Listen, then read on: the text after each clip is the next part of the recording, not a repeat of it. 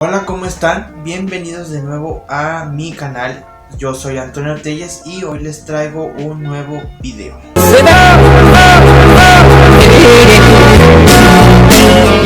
Como se habrán dado cuenta por el título, hoy les traigo una recopilación de todos los libros que he estado leyendo en lo que es la mitad de este año. Como también ustedes deberán de saber, les llevo dos reseñas que ya había prometido desde hace 3 semanas, que era la de Troye Sivan, que de hecho la semana pasada ya subió su nuevo sencillo, que es Easy, y también la otra reseña que es la de Lord Victor. Ya en el transcurso de la siguiente semana trataré de hacerlas. Por mientras eso ocurre, yo haré esta recopilación de todo lo que he leído en esta mitad del año.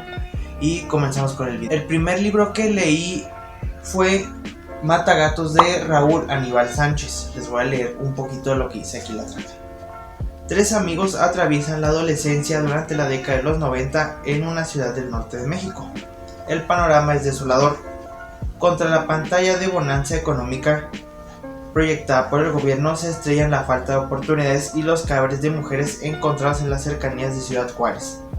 En el mundo suburbano de estos 3 amigos hay otras preocupaciones, pero la amistad, el descubrimiento del sexo y los diversos ritos de iniciación propios de la edad se ven interrumpidos por la cercanía del mal. ¿Cómo se instala la violencia en nuestras vidas? ¿Cómo llega a volverse voluptuosa? Con la falta de capricho y sin que nos demos cuenta. Gilberto es un policía retirado, ex militar. Fue abusado sexualmente durante su infancia y en el ejército. Tortura y mata gatos para después colgar sus cadáveres en la barda de su casa. Más tarde sus víctimas serán otras. La muerte y el miedo se expanden en la colonia. Refleja una guerra que comienza a gestarse en el país. Como se habrán dado cuenta, este libro maneja temas que ahora en la actualidad son muy comentados y que ahora también debo de comentar. Raúl Aníbal Sánchez es un escritor chihuahuense y pues obviamente nos va adentrando en ese mundo que era la ciudad de Chihuahua en la década de los 90 y un poquito en la década de los 80, que permite entender no solo cómo eran las personas en aquellos tiempos, sino todos sus miedos, lo que estaban tratando de entender en el mundo que acontecía en su alrededor. Y todo ese tipo de temas están tratados en este libro, que es muy corto, que lo recomiendo mucho también para leer. Otro libro que leí fue El extranjero de Albert Camus. En este, Meursault, creo que así se pronuncia el nombre, es un sujeto que vive en Argel y pierde a su madre. De hecho le llega un telegrama y es uno de los inicios más famosos dentro de la literatura y se los voy a leer. Hoy murió mamá, o quizá fue ayer, no lo sé. Recibió un telegrama de parte del asilo. Madre fallecida, entierro mañana, sentidas condolencias, pero en verdad no quiere decir nada. Quizá haya sido ayer. En este libro nos vamos enterando acerca de la indiferencia, por ponerlo en un término de esa magnitud, del personaje principal, que es en este caso Meursault, y cómo la sociedad lo está juzgando por esa indiferencia que siente, no solo por el hecho de haber perdido a su madre, sino por, aquí va también un spoiler, porque en un punto de la novela él tiene un conflicto con unos árabes en una playa. Entonces él mata a ese árabe, pero la gente va más enfocada hacia su falta de sentimientos, hacia su falta de sensibilidad hacia los hechos que están alrededor de su vida, y pues obviamente termina por juzgarlo de una manera que para él es distinta a la óptica de los sentimientos.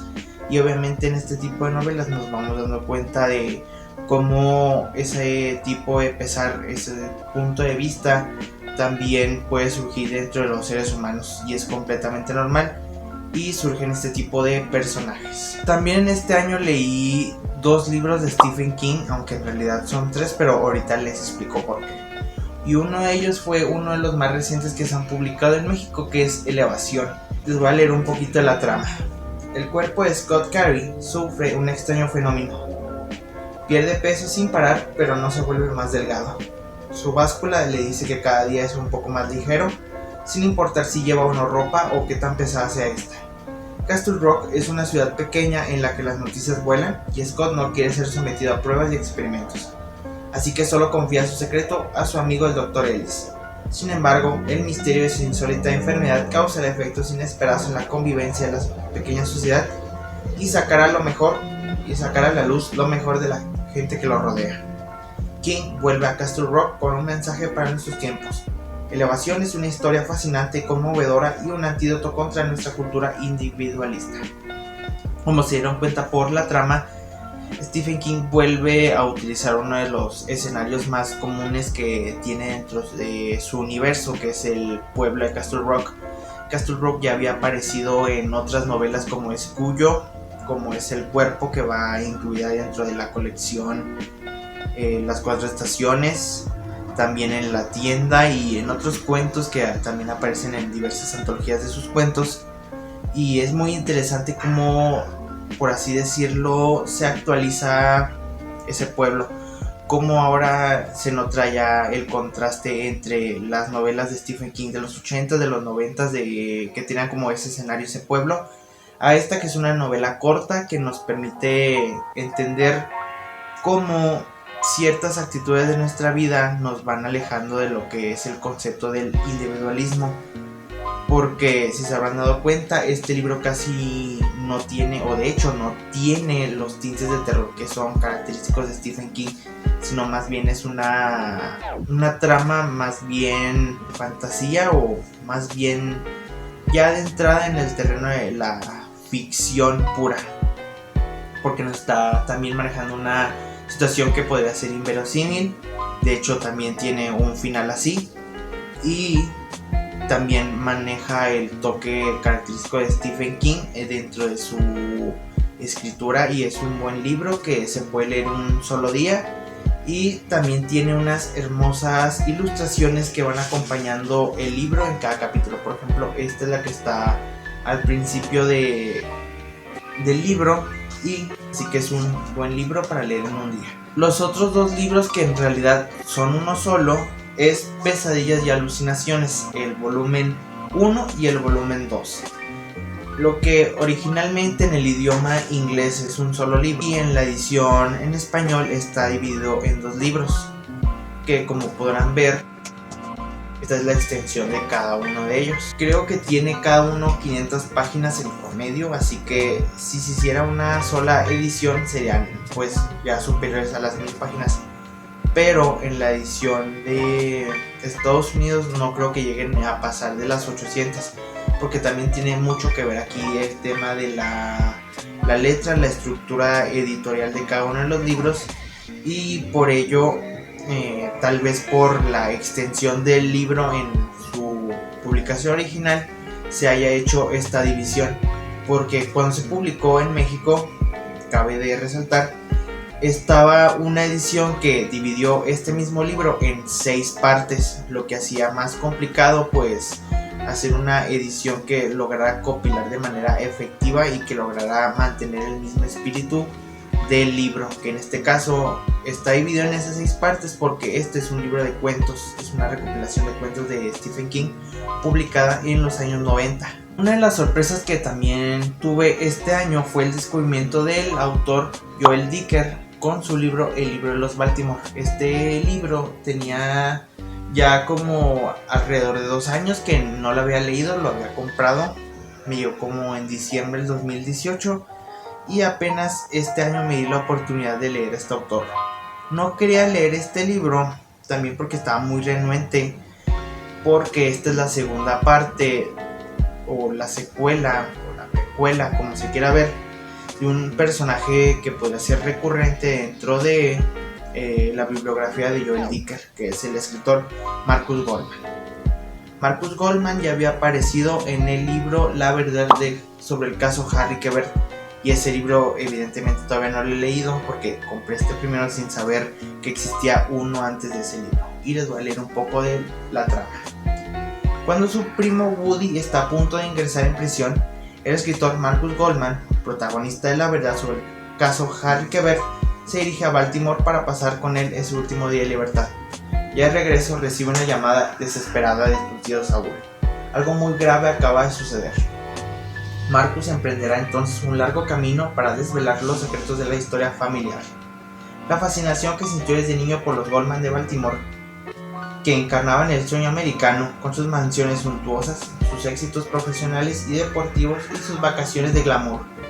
La amistad fraternal que lo unió a sus primos en un trío inseparable, la banda de los Goldman y la rivalidad por conquistar a Alexandra son puestas bajo la lupa. Mientras el drama se va perfilando, Marcus acerca la verdad que cambió todo para sí. También me di la oportunidad de leer un clásico, esta vez por parte de Oscar Wilde, y fueron sus cuentos completos. Esta es una edición de Austral que me costó 50 pesos, cuando en realidad ahora con las nuevas reediciones que tiene este editorial, que es parte del grupo Planeta, ya puede llegar incluso a costar como 200 pesos. Esta es una edición viejita, es una edición del año 2006-2007, por lo que ahora ya estaba en remate en la librería donde lo compré. Como viene en el título, aquí están reunidas todas las colecciones de cuentos que escribió Oscar Wilde en vida, en las que ella incluye uno de sus famosos cuentos, que es el del Ruiseñor de la Rosa, y otro elemental para entender la narrativa de Oscar Wilde, El fantasma de Canterville, uno de los cuentos más largos y extensos que están incluidos en esta colección de cuentos completos. Es una edición bien traducida que permite entender correctamente pues toda la prosa de Oscar Wilde, porque la hizo única y especial, y también incluye una introducción que nos permite adentrarnos a ese mundo que podemos encontrar en cada uno de sus cuentos. Otro libro que leí fue La corte de los ilusos, de la escritora mexicana Rosa Beltrán. Esta edición es la primera parte de las obras reunidas que Penguin Random House, a través de su sello de bolsillo, han hecho en la colección contemporánea, que es la que viene con esta edición, que es así característica de ese tipo de la colección contemporánea. Y en este caso, este libro reúne dos obras fundamentales de Rosa Beltrán. En este caso, el que le da el título, La corte de los ilusos, y otra novela que es El cuerpo expuesto. En este caso, la novela que le da título a esta colección habla acerca del fracaso social y político que fue el proyecto del imperio llevado a cabo por Agustín de Iturbide después de la consumación de la independencia mexicana a partir de los años de 1821. Se podría considerar esto como una novela histórica, ya que nos va adentrando a cada uno de los sentimientos de los personajes, cómo se sienten derrotados ante ver el fracaso de un proyecto al que ellos tenían toda la fe, toda la esperanza de que esto pudiera permitir convertir a México en una potencia que estuviera a la par con el país que se acababa de independizar, que era España, y que también podría decirle a los ojos del mundo que ellos también podrían ser un imperio gobernados bajo sus propias manos, bajo sus propias leyes.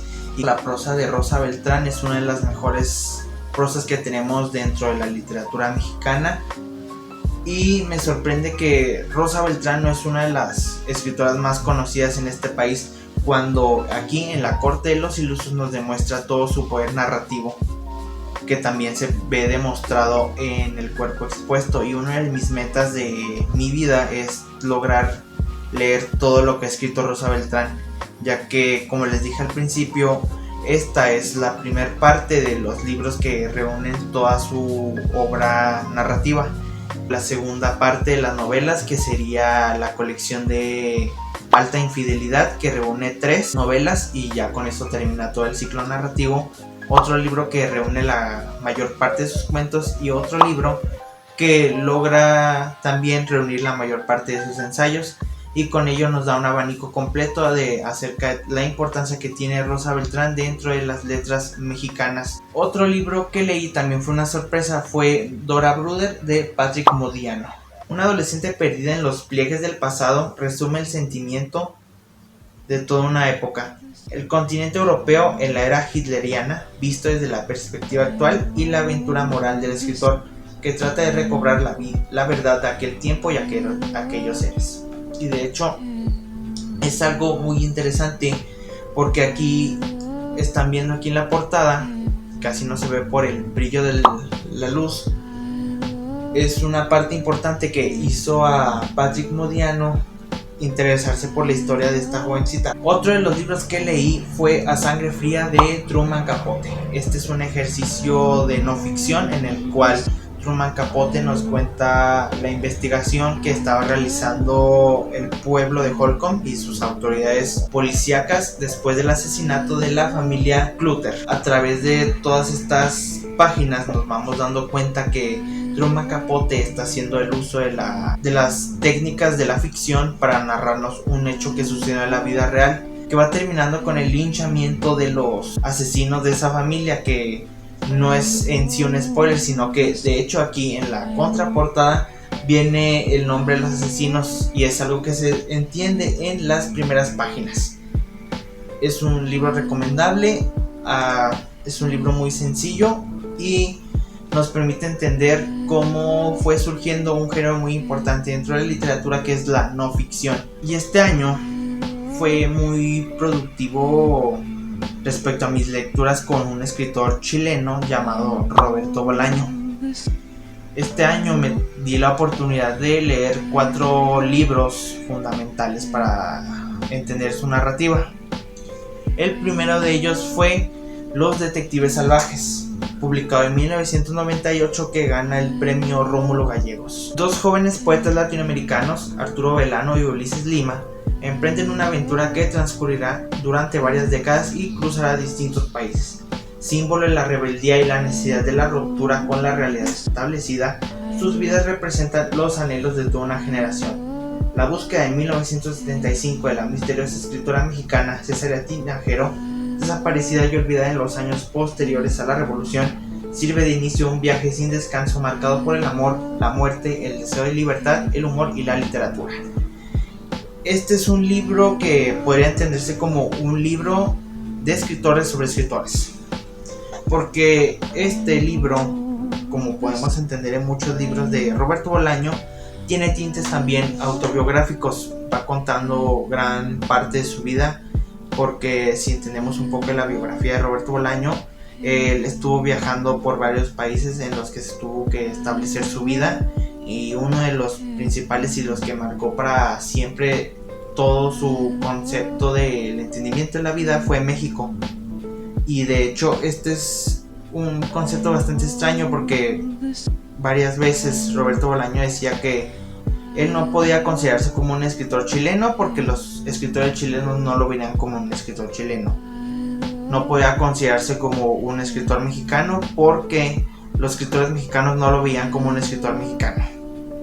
Pero la gran parte de su obra narrativa transcurre en México. Son pocos los libros en los que habla de su tiempo en Chile o ya los últimos años que logró vivir en España, ya que esa fue su residencia definitiva. Y este es uno de los casos. Aquí vamos viendo entretejido entre la autobiografía y la ficción todas las vivencias de este escritor, que también fue haciendo como un viaje de iniciación en su vida para establecerse como escritor.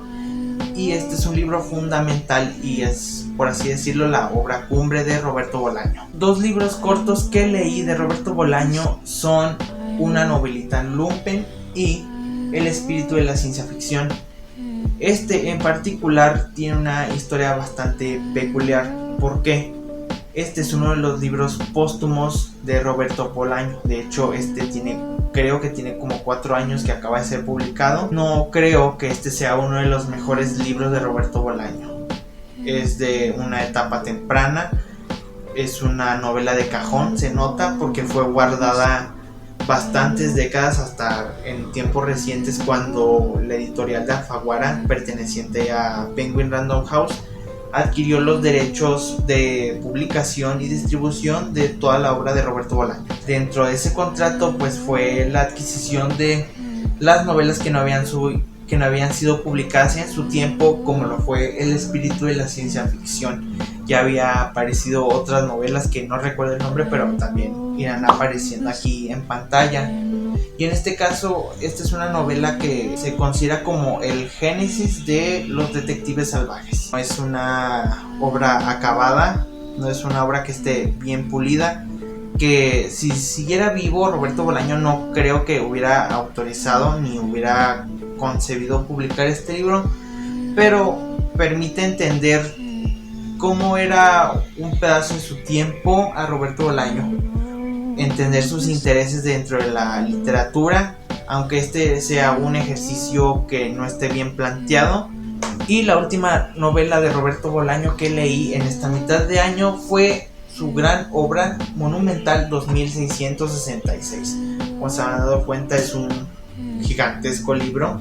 Esta edición consta de 1512 páginas, que es lo correspondiente al texto, y otras páginas adicionales que son como un facsímil que reproducen el diario de escritura de Roberto Bolaño, en el que nos va mostrando su proceso de escritura, cómo está estructurando la historia, hacia dónde quería ir, cómo está estableciendo los personajes. Esta novela tiene una particularidad que nos habla de un lugar que ya estaba establecido dentro de Los Detectives Salvajes, que es la ciudad de Santa Teresa, que es una ciudad fronteriza ubicada en el estado de Sonora, que es un trasunto de la ciudad de Juárez, ubicada en el estado de Chihuahua. Es importante entender este tipo de hechos porque Ciudad Juárez fue durante muchos años, y tal vez cuando estoy grabando este video tal vez sea también esa misma percepción, una de las ciudades más violentas, que fue consumida por el narcotráfico, que anteriormente se estaba gestando una ola de feminicidios gravísimos que estaban siendo noticia alrededor del mundo y que fueron la inspiración para lograr este tipo de novelas, que es 2666. Un libro al que tal vez debería hacerles reseña y explicarles ya más en detalle qué es lo que hay detrás de esta novela, su contexto, ya específicamente hablarles de la trama. Si quieren que les hable de esta novela, pues obviamente pueden ponerme en la caja de comentarios o en las encuestas que hago en mi Instagram, que van a estar ahí apareciendo en pantalla todas mis redes sociales. Y el último libro que acabo de terminar son las memorias de Salman Rushdie, que tiene por título Joseph Anton. Les voy a leer un poquito lo que dice la trama. El 14 de febrero de 1989, Salman Rushdie recibió una llamada de una periodista de la BBC que le anunció que había sido condenado a muerte por el Ayatollah Khomeini. Oyó la palabra fetua por primera vez. Su delito, haber escrito una novela titulada Los versos satánicos, que fue tachada de libro contra el Islam, el profeta y el Corán. Así empieza la extraordinaria historia de cómo un escritor se vio obligado a vivir en la clandestinidad, yendo de casa en casa con la continua presencia de un equipo de protección policial armado. Se le pidió que eligiera un alias que la policía pudiera utilizar para llamarlo. Pensó en escritores preferidos y las posibles combinaciones de nombres de estos, y se le ocurrió Conrad y Chekhov. Joseph Anton. Este libro es fundamental para entender la obra de Salman Rushdie. A pesar de que no he leído el libro en el que está, por así decirlo, basado todo, o es el trasfondo de todas estas memorias, que son los versos satánicos, y otro que es fundamental, que son Los hijos de la medianoche. Aquí podemos entender todo el conflicto que surgió alrededor de ese libro, el de los versos satánicos. Nos permite entender cómo se sentía enclaustrado en su vida a través de la protección policial, cómo se veía amenazada su seguridad por los constantes atentados y las pedidas de muerte que desde el extremo radical de un país al que no conocía estaba exigiendo su muerte, cómo se estaba enfrentando no solamente él en su papel de escritor, cómo la libertad de expresión se estaba viendo en tela de juicio, que no se podía escribir sobre lo que él realmente estaba pensando, cuando en realidad fue un mal entendimiento de la trama, de la gente que no leyó el libro. Todo eso se va contando en las memorias de Salman Rushdie. Y aquí voy a hablar de los libros que comencé a leer en este año, pero no he tenido la oportunidad de leerlos, ya sea por la falta de tiempo o por la falta de interés en cada uno de ellos, pero ya iré respondiendo cada uno. Uno de los libros que comencé a leer en este año, creo que fue en mayo, es el de Philip Meyer, Elite. Yo tengo una fea costumbre de comprar libros porque están baratos. Primero estoy pensando en si están buenos, qué es lo que dice la crítica de ellos y obviamente el precio de cada uno de ellos. Cuando compré este libro costaba 100 pesos en Amazon, creo que todavía está disponible, y algo que me llamó la atención para comprarlo fue que este fue uno de los finalistas al premio Pulitzer de 2014. Ese premio Pulitzer fue el que ganó Donatar por El Jilguero, un libro que ya había resumido aquí en este canal, solamente que ya borré el video. En un futuro tal vez no muy lejano volveré a hacer la reseña donde se me entienda, donde ya no me esté trabando tanto y pueda darme a entender perfectamente qué es lo que trata el libro en sí. Y fue algo que me llamó la atención, que fuera nominado al premio que había ganado Donatar, y dije, pues debe estar a la misma altura, ¿no? ¿Cuál fue mi sorpresa? Que llevaba 50 páginas y lo sentía muy lento, sentía que no avanzaba, sentía que no era el momento correcto para leerlo, así que este libro lo decidí abandonarlo. De hecho, este lleva bastante tiempo aquí y no sé qué pienso hacer con él.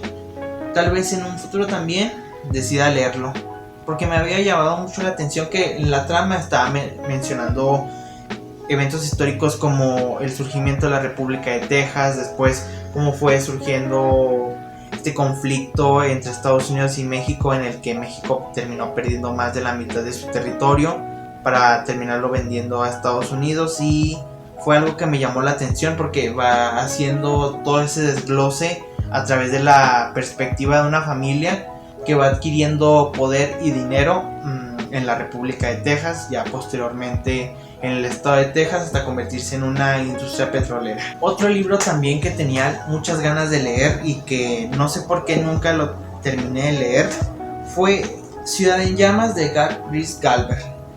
Tenía bastantes comentarios positivos acerca del libro, acerca del autor, que era un descubrimiento en las letras norteamericanas, y dije, pues hay que darle la oportunidad. También este fue uno de los libros que compré en 100 pesos. De hecho, estos dos libros los compré al mismo tiempo, o sea, me terminaron costando 200 pesos.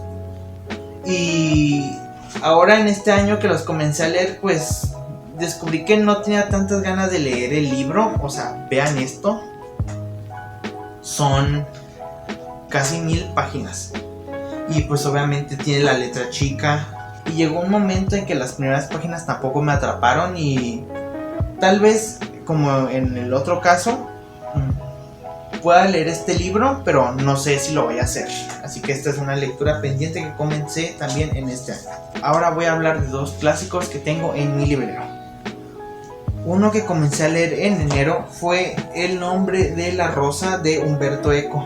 En esta edición también incluye las apostillas, y había comprado este libro porque, aparte de ser una edición especial de tapa dura, viene con ilustraciones y obviamente con las apostillas que van explicando pues por qué el escritor escribió esto, cómo fue su proceso de investigación, porque esta además es la primera novela de Umberto Eco. A Umberto Eco se le conoce más como un investigador, que de hecho, si alguna vez tuvieron una clase de metodología de la investigación, te hacen leer un libro que es Cómo hacer una tesis, en la que va explicando paso a paso y detalladamente cómo se hace una tesis, obviamente. Y en este libro, pues obviamente va haciendo uso de ese lenguaje que caracteriza a Umberto Eco. Es un viaje arriesgado dentro de la narrativa, de la literatura, y pues obviamente llegó un punto en que tal vez tampoco es momento para leer El nombre de la rosa. Y otro clásico que comencé a leer en este año fue Madame Bovary de Gustave Flaubert.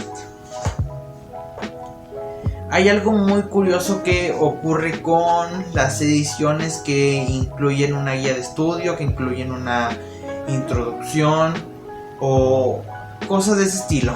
En este caso, Austral, en las ediciones que tengo aquí de este editorial, pues incluyen las traducciones, las introducciones, los prólogos, los epílogos, todo ese tipo de cosas que no forman parte de la obra original. Sin embargo, aquí viene aquí con un aparato crítico que nos va adentrando en la obra de Gustave Flaubert, nos va adentrando en el contexto en el que se fue escrita esta novela, cómo fue a que llegó a ella y cosas de ese estilo. Al principio estaba un poco desilusionado porque ya de entrada el estar viendo el aparato crítico son más de 60 páginas. El libro en su totalidad tiene 440, o sea que las otras son del puro libro en sí. Y algo que no me gusta mucho de esas ediciones es que te van contando el libro. Van haciendo la suposición, tal vez, de que tú ya leíste este libro, lo leíste en una edición pues normal, de esas que o pueden ser económicas o que cualquier editorial puedes sacar, porque obviamente este ya es un libro clásico, ya perdió los derechos de autor, así que solamente se paga por la traducción o no se paga por la traducción, ya dependiendo de cómo se maneje la editorial. Y ya te estás adentrando al mundo de Gustave Flaubert por segunda vez, o porque ya tenías una introducción previa y ya estás como reforzando de una forma u otra tu conocimiento acerca de Madame Bovary. Y lo que ocurre en este prólogo, en esta introducción, es que te va contando la historia. Te va contando la historia cuando lo que tú quieres hacer es descubrirla por ti mismo. Te va contando el principio, te va contando el final, porque te va explicando el contexto. Porque una de las cosas fundamentales de esta obra es que nos va evidenciando el provincialismo, nos va manejando ese concepto a lo largo de la novela y cómo a través de los ojos de Madame Bovary, pues obviamente se va entendiendo que no son lo mismo las costumbres de provincia que las costumbres de ciudad, específicamente en la Francia, que obviamente había sufrido pues varias guerras. Y otro libro que también tengo pendiente, pero este sí es uno porque lo acabo de comenzar, de hecho son 2 libros. Este es Los cuentos completos, la primera parte del volumen de sus cuentos completos de Julio Cortázar. Otro libro que acabo de recordar que también había leído en este año fue La invención de Morel, solo que ahorita no tengo el libro porque ese libro lo regalé el 14 de febrero a un amigo que, si está viendo este libro, si está viendo este video, por favor me manda ahí un comentario, sí, a mí me lo regaló o lo que sea, pero ahí está. Y La invención de Morel es la historia acerca de un hombre que es un prófugo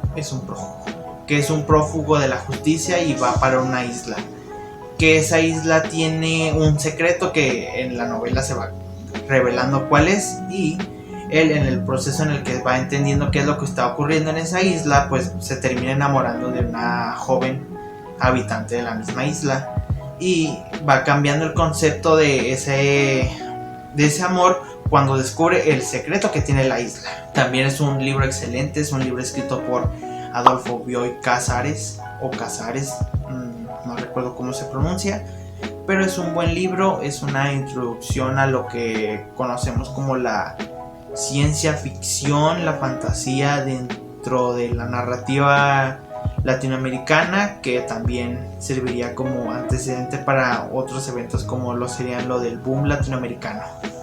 Y el libro que comencé a leer es Drácula de Bram Stoker. Ese todavía no lo he leído, no lo he comenzado, pero tengo la intención de leerlo a partir de esta semana cuando estoy realizando este video. Y ahora sí, es todo por este video. Recuerden suscribirse, darle like a este video si les gustó, ponerme en los comentarios si quieren que realice alguna reseña de todos los libros que hable en este video. No olviden suscribirse, creo que ya lo dije, activar las notificaciones con la campana para que les llegue todos los videos, seguirme en las redes sociales. Y ya, eso es todo por el video de hoy, de esta semana. Nos vemos en el siguiente video y adiós.